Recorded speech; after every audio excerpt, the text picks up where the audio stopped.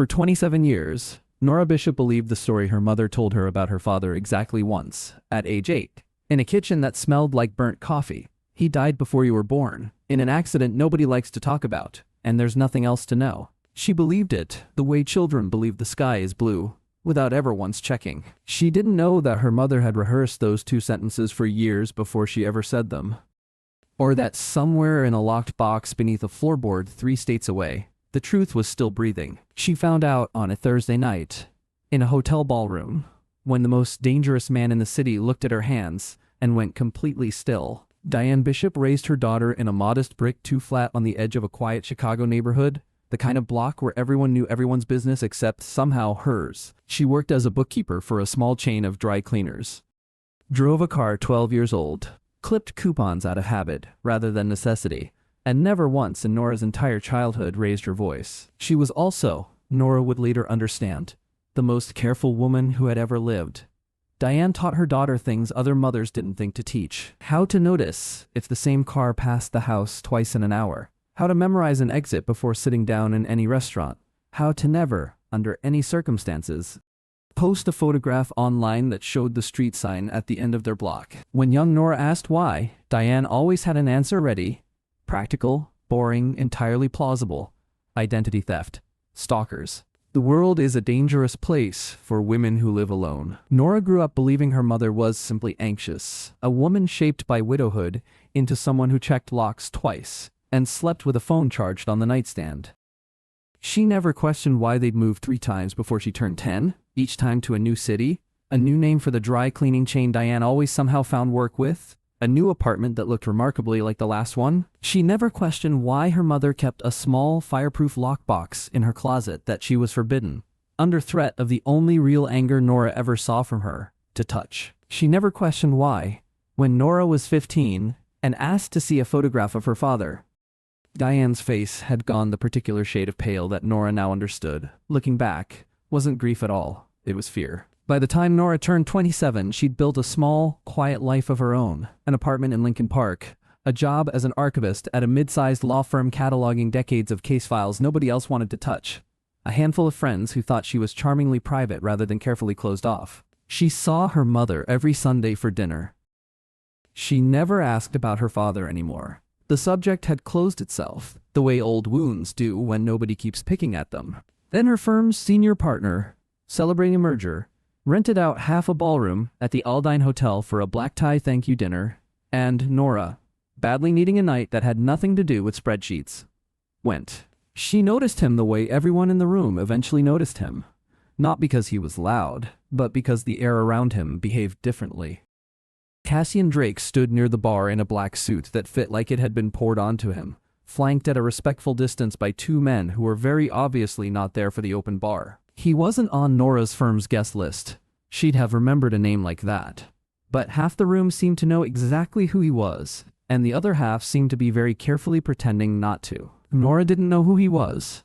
She only knew that when her firm's most persistent junior partner, a man named Griffin Hale, who had spent 8 months treating no as an opening offer, cornered her near the dessert table with a hand that lingered too long on her waist, she looked past his shoulder in blind panic and locked eyes with the stranger by the bar. She didn't plan what happened next. She would spend weeks afterward trying to explain it to herself, and never quite managing it. She simply crossed the room, took the stranger's arm like they were old friends reuniting, and said, loud enough for Griffin to hear, "There you are. I've been looking everywhere."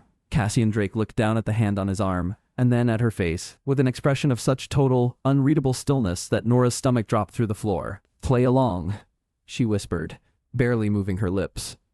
"Please. I'll explain." For one endless second, nothing happened. Then Cassian's mouth curved, just slightly, into something that wasn't quite a smile.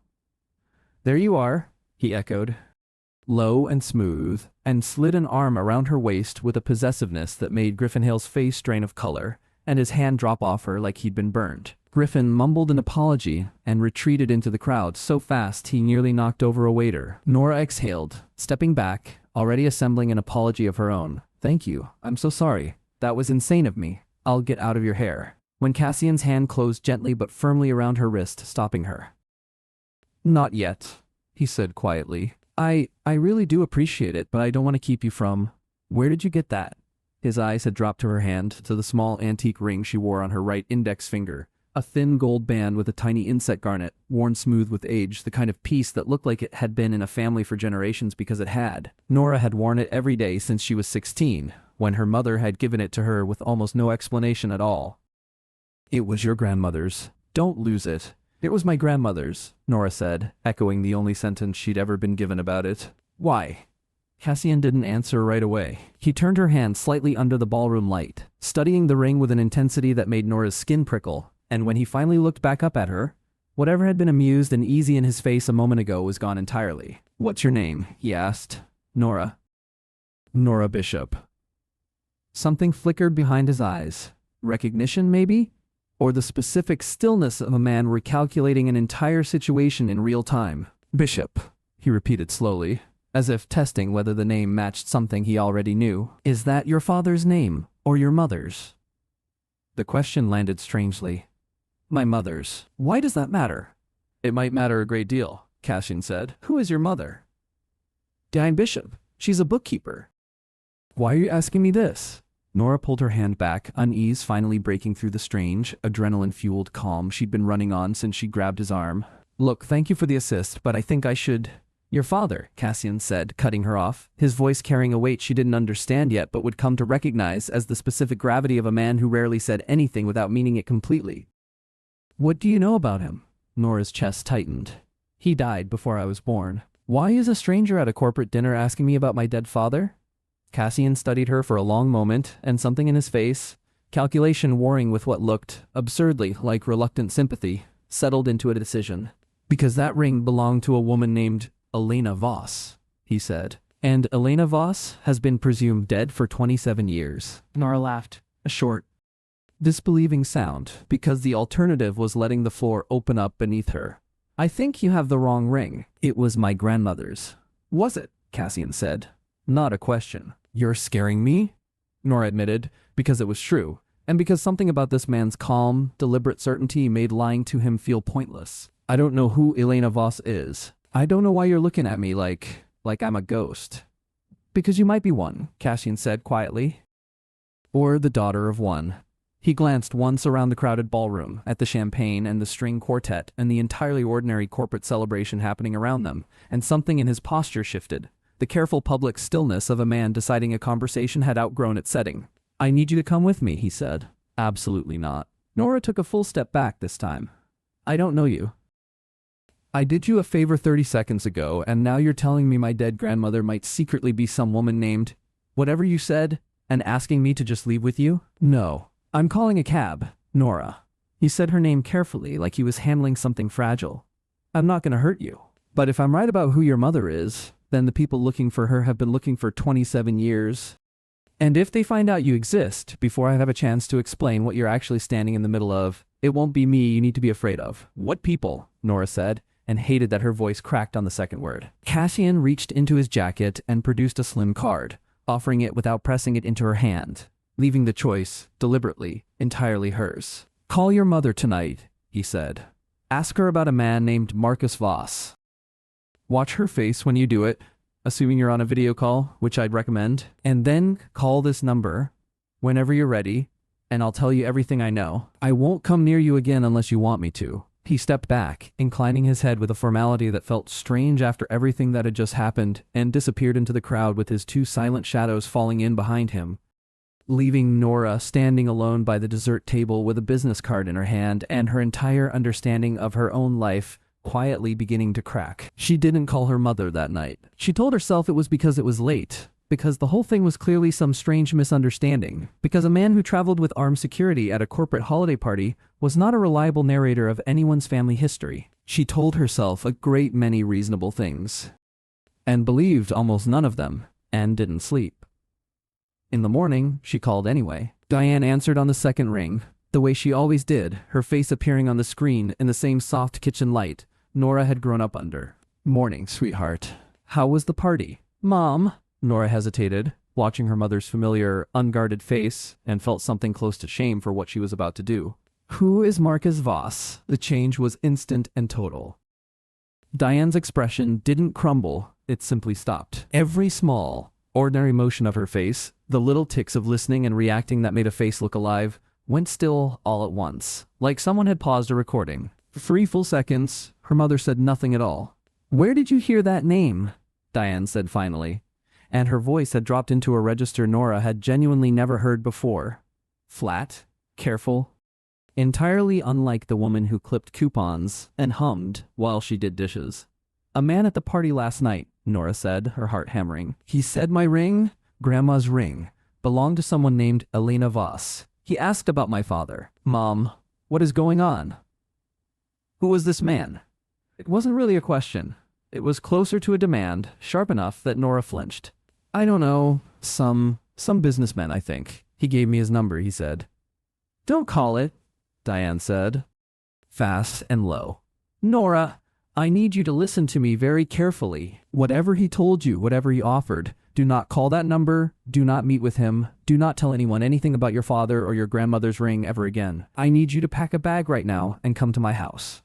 "Mom, you're scaring me." "I know," Diane said, and for the first time in Nora's entire life, her mother's voice broke. "I know, baby. I'm sorry. Just, please, come home. I'll explain everything."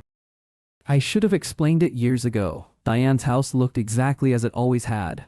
The same faded floral curtains, the same chipped mug collection on the same open shelf. But when Nora arrived an hour later, her mother met her at the door already dressed for travel, a packed suitcase visible in the front hallway behind her, and the particular tight, controlled fear on her face of someone who had rehearsed.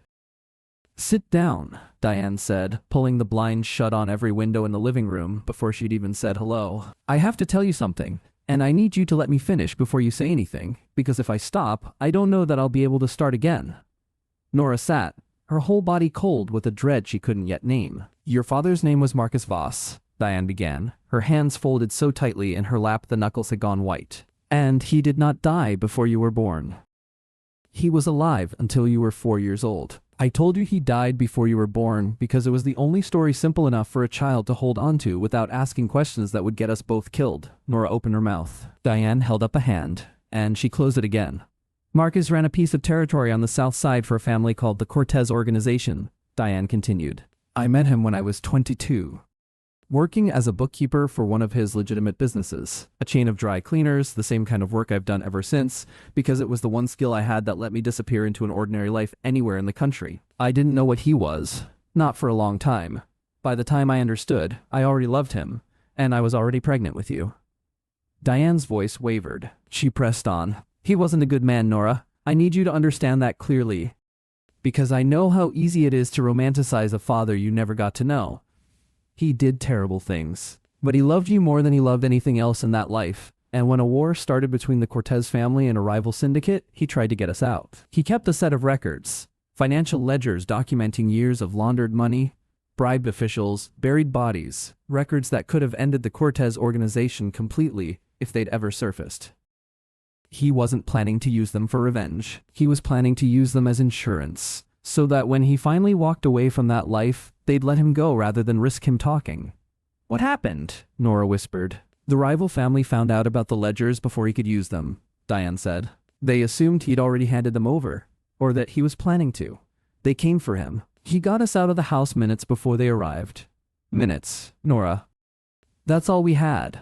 And he told me to run and never stop. Never use my real name again. Never let anyone connect you to him. He said the ledgers were the only thing keeping us alive, because as long as the Cortez family believed he might still have leverage, they'd keep looking for him instead of us. He never came back. I don't know, to this day, whether he's dead or simply gone.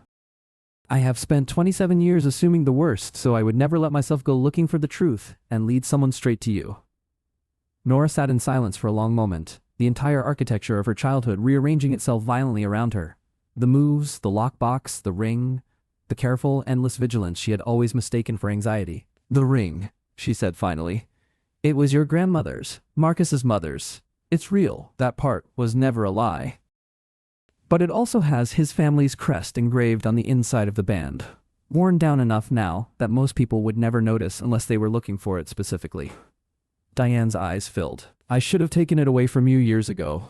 I couldn't. It was the only piece of him I let myself keep in plain sight." Nora looked down at the ring on her hand, the one she'd worn every day for 11 years without ever once turning it over to look at the inside of the band. The man from the party, she said slowly. He recognized it, which means someone in that world has been looking for the Voss bloodline long enough, and carefully enough, to know exactly what that crest looks like, Diane said, and the fear in her voice had turned into something colder, more practical. The fear of a woman calculating logistics rather than grieving. Nora, I need you to tell me his name. The man from the party. Nora pulled the card from her purse with hands that had started, finally, to shake. Cassian Drake. Diane went white. What? Nora said. Mom, what is it?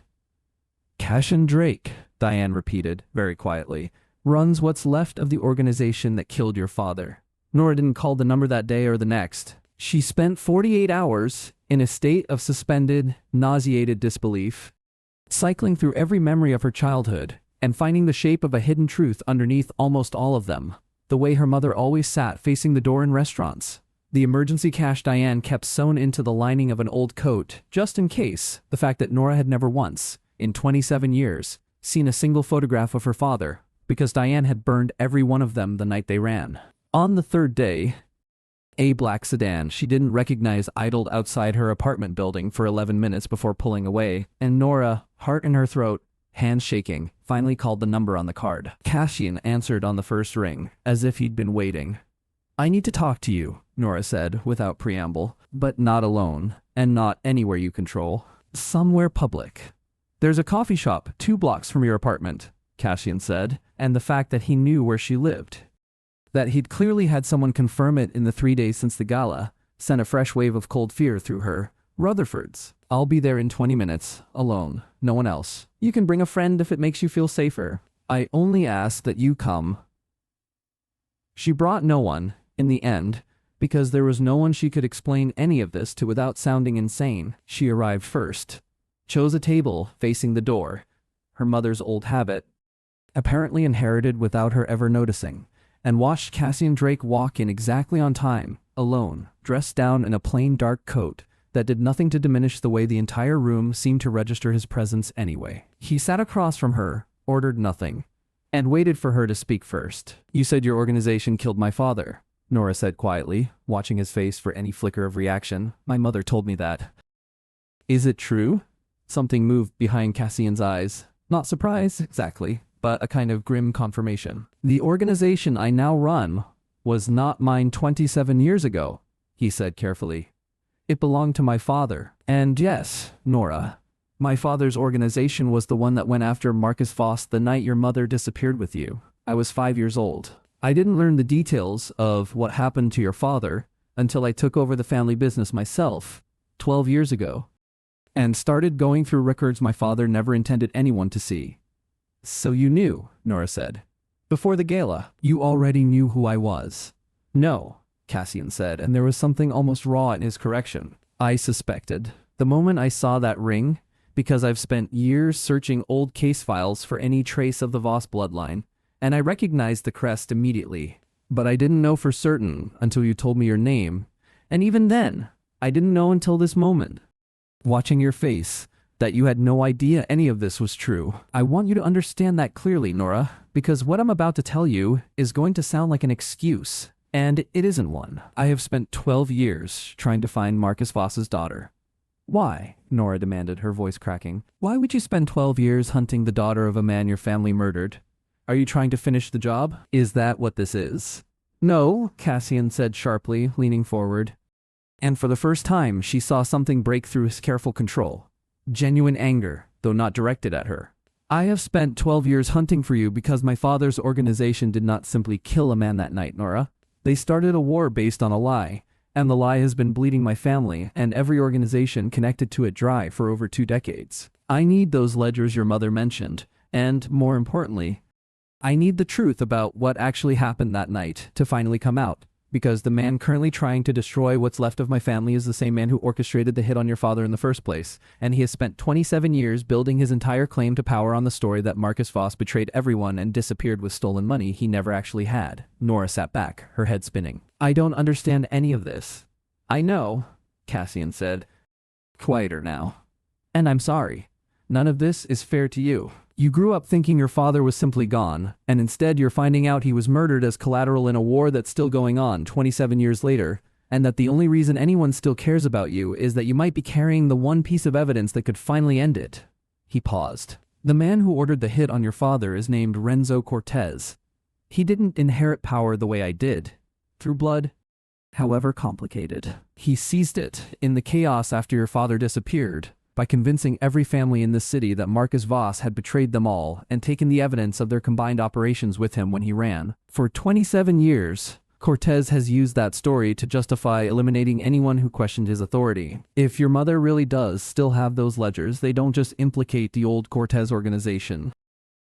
They prove that Renzo Cortez lied about everything to seize control, which means every debt, every death, every territory grab he's made in the last 2 decades was built on a lie he told to cover his own crime.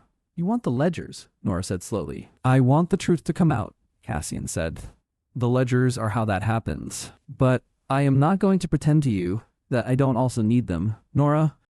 Because Renzo Cortez has spent the last year trying to consolidate every remaining independent territory in this city under his control, including mine. And if I can't prove what he actually did 27 years ago, he will eventually succeed, and a great many more people will die in the process. I'm telling you the truth because you deserve it, not because it makes me look good. It doesn't. My father helped build the lie that let Cortez destroy your family. I am trying to unmake it. Nora looked at him for a long moment. This careful, dangerous, unexpectedly honest man who had just handed her a truth large enough to reshape her entire life, and felt something shift inside her that she didn't yet have a name for. My mother has the ledgers, she admitted quietly. Or she knows where they are. She's never told me. I don't think she's told anyone. Then we need to talk to her, Cassian said. Together, if she'll allow it. And soon, Nora. Because the sedan that sat outside your building 3 days ago wasn't mine. Diane refused, at first, with a ferocity that startled even Nora. Absolutely not, she said, standing in her living room with her arms crossed so tightly, it looked like she was trying to hold herself together physically. I have spent 27 years keeping my daughter away from men exactly like you, Mr. Drake. And I am not going to undo that protection because you showed up at a party and recognized a ring. Mrs. Bishop, Cassian said, with a patience Nora hadn't expected from him. I understand exactly why you don't trust me. My family's name is the reason you've spent nearly 3 decades running. But Renzo Cortez has already found your daughter. The only question now is whether he finds the ledgers before I can use them to end his claim to power, or after, and I promise you, the version of that story where he finds them first does not end with your daughter simply being left alone. Diane's composure cracked, just slightly. You don't know that he's found her. A car sat outside her apartment for 11 minutes 3 nights ago, Cassian said quietly. My people ran the plates. It's registered to a shell company Cortez has used before. I don't say this to frighten you further than you already are, Mrs. Bishop.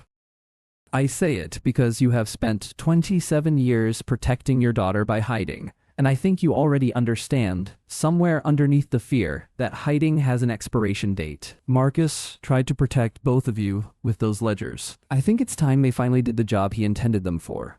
Diane was quiet for a long time, looking between Cassian and her daughter, the weight of nearly 3 decades of careful, exhausting vigilance visible in every line of her face. They're not here, she said finally.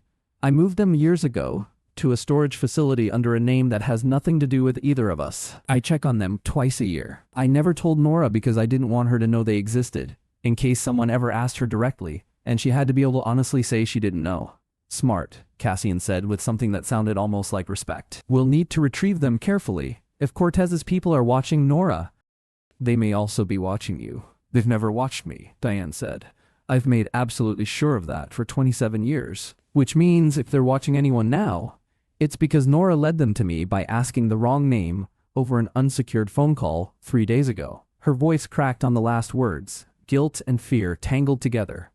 And Nora crossed the room without thinking and put her arms around her mother for the first time in longer than she could remember doing so without an occasion attached to it. We'll fix it, Nora said, though she had no idea yet how. The storage facility sat on the industrial edge of a suburb an hour outside the city, the kind of place with a keypad gate and rows of identical metal units that nobody remembered the names attached to. Cassian insisted on sending 2 of his men ahead to confirm the location was clean before they approached, a level of caution that made Diane's mouth tighten with something like reluctant approval. They retrieved the ledgers just after dusk, 3 heavy, water-damaged binders, and a small fireproof lockbox that Diane opened with hands that hadn't stopped trembling since they'd left the house. Inside, beneath a layer of old financial documents, sat a stack of photographs Nora had never seen. Her father, young and smiling, holding an infant version of herself. Her parents together at what looked like a backyard barbecue, painfully, achingly ordinary. Nora held the photographs for a long time in the back of Cassian's car, and nobody said anything to interrupt her. They were 3 miles from the city limits when the first SUV appeared behind them. "We have a tail," Cassian's driver said tersely, eyes flicking to the mirror. "How many?"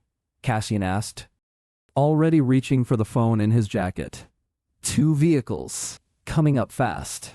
"They must have had someone watching the facility despite our sweep," Cassian said grimly, dialing.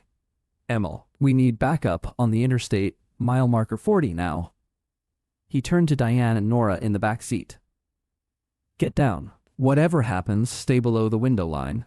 The first shots came seconds later, not the wild spray Nora had braced for, but controlled, precise, aimed at the tires. The car lurched as the rear driver's side blew out, the sedan fishtailing violently before the driver wrestled it back under control. "They want the ledgers, not a firefight," Cassian said, his voice sharp with focus rather than panic. "Which means they need us alive long enough to hand them over. That buys us time. Hold on." The driver cut hard off the next exit, weaving through surface streets with a controlled recklessness that threw Nora against her mother's shoulder. Diane had wrapped both arms around the lockbox and the ledgers, holding them against her chest like a shield. Her face a mask of the same terrified calm Nora now understood had kept them both alive for nearly 3 decades. The pursuing SUVs closed the gap on a narrow side street, and the second wave of gunfire wasn't aimed at tires this time. The rear windshield shattered inward, glass raining across the back seat. Nora screamed. Diane threw herself bodily over her daughter. And Cassian twisted in his seat, drew a weapon Nora hadn't known he was carrying, and returned fire through the shattered rear window with a controlled, terrifying precision that told her, in one violent instant, exactly what kind of man she had spent the last several days trusting. "Turn here," Cassian barked. The driver spun the wheel, tires screaming, cutting into an alley barely wide enough for the car. One of the pursuing SUVs clipped a dumpster trying to follow, spinning out behind them. The second kept coming. "There's a service tunnel under the old rail yard 2 blocks up," Cassian said, already dialing again. "Emil, we need the yard gate open now, and I need a clean vehicle waiting on the other side."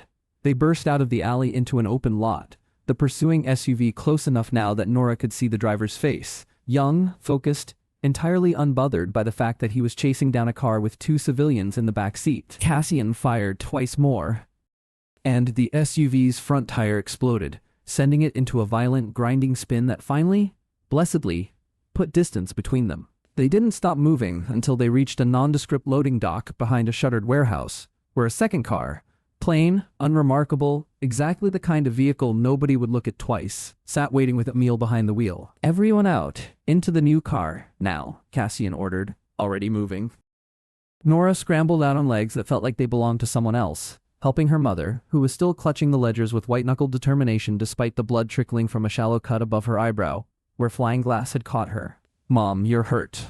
"I'm fine," Diane said, though her voice shook. "Get in the car, Nora." They peeled away from the warehouse in the second vehicle while Cassian's driver abandoned the bullet-riddled sedan behind them.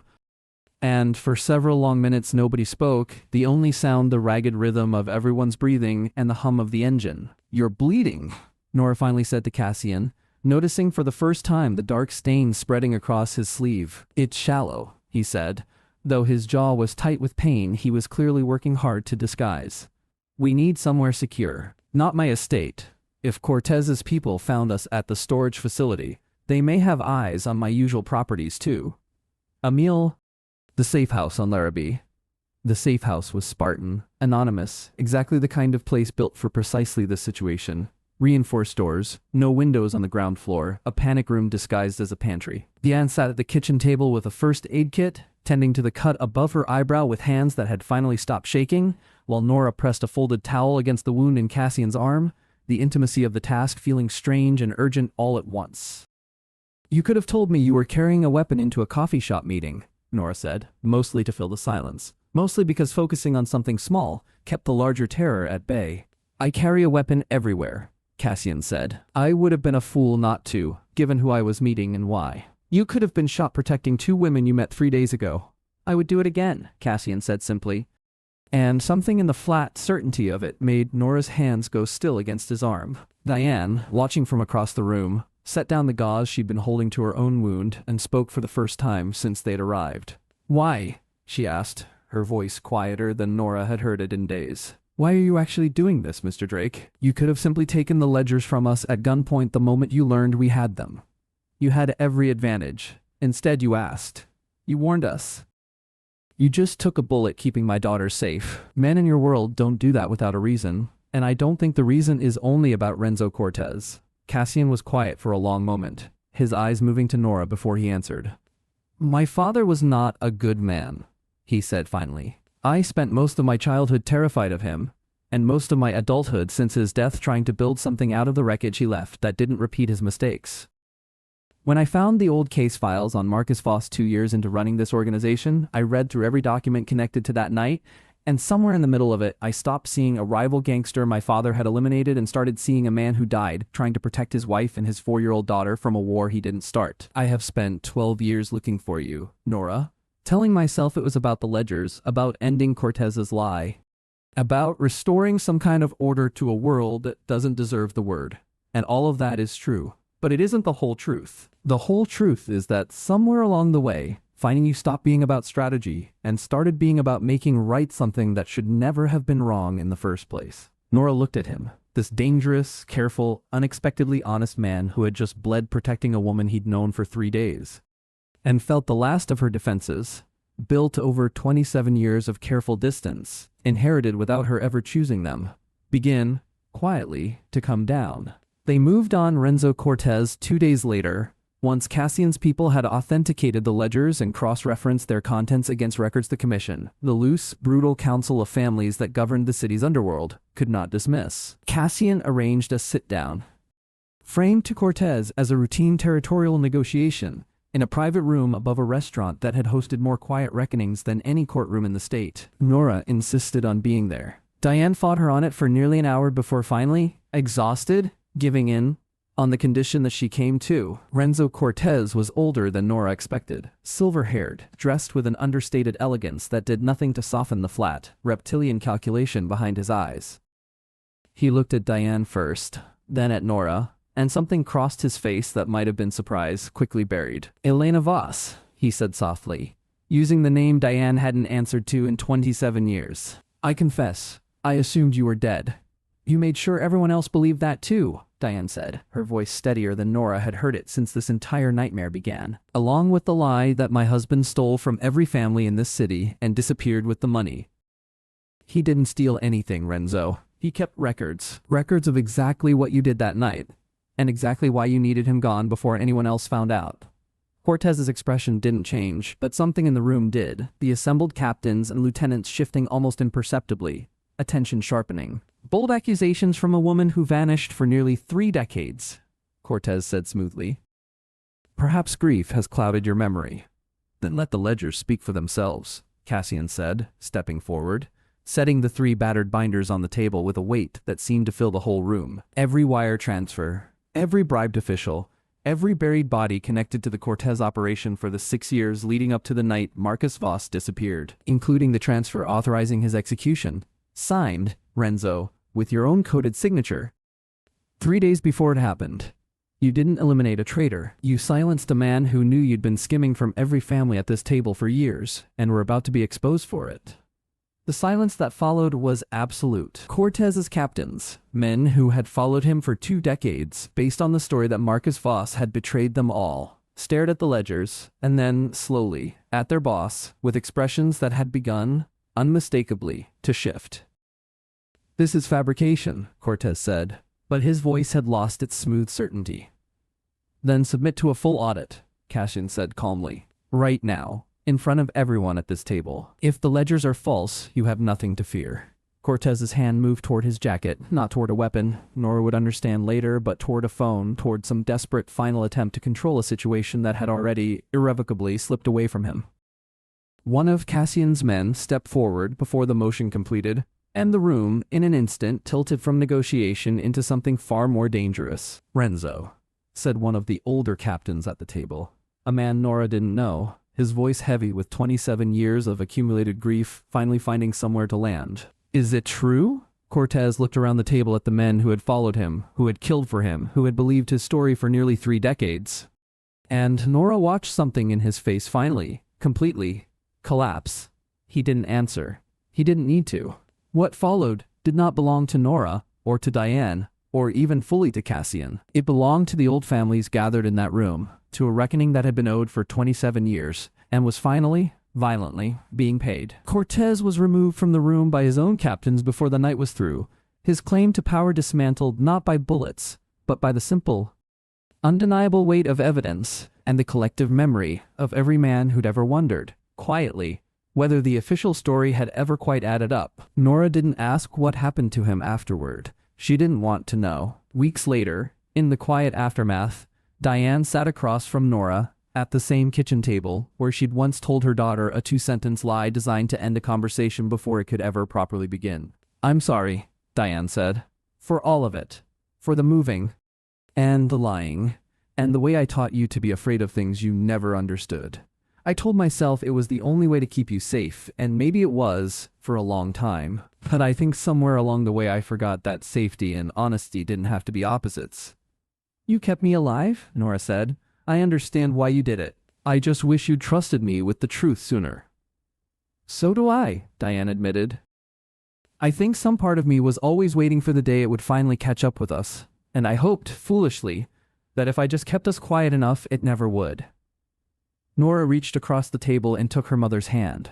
The same hand that had held a lockbox of evidence for 27 years, waiting for a day neither of them had known was coming. "It caught up with us," Nora said. "And we survived it anyway." Cassian found her some evenings later on the rooftop of his building. The city spread out below in its usual indifferent glitter, and stood beside her without saying anything for a long while, simply letting the silence hold what words hadn't yet caught up to. "Cortez's territory has been formally dissolved," he said eventually. "Split among the families who were owed restitution for what he took from them under false pretenses. My organization is stronger than it's been in a decade, and your father's name, for whatever that's worth now, has finally been cleared in every record that matters in this city." "It's worth something," Nora said quietly. "It's worth a lot, actually.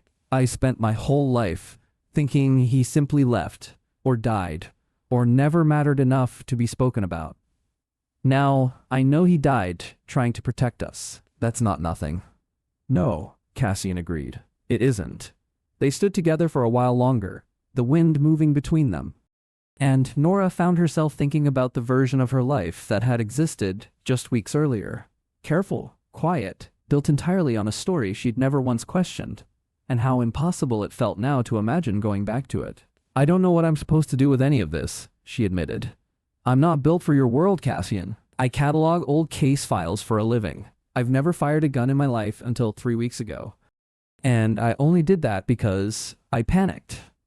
"I'm not asking you to be built for my world," Cassian said, turning to face her fully. "I spent 12 years hunting for a piece of evidence and found instead a woman who spent her entire life more careful, more resilient, and more honest than anyone I've ever met in mine. I don't need you to become someone else, Nora. I would like the chance, if you're willing to give it to me, to learn what it looks like to build something honest instead of something built on old lies and inherited violence. I don't know exactly what that looks like yet, but I'd like to find out with you, if you'll let me."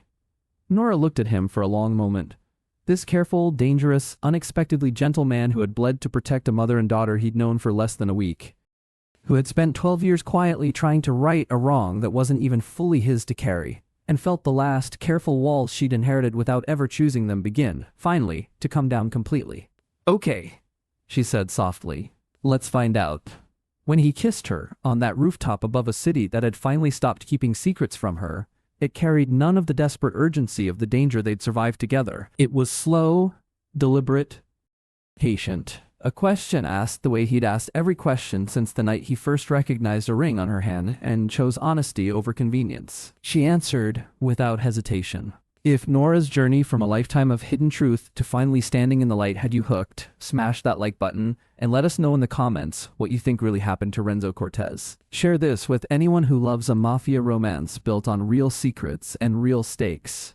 And subscribe so you never miss the next story of a woman who finally learns the truth her family tried to bury.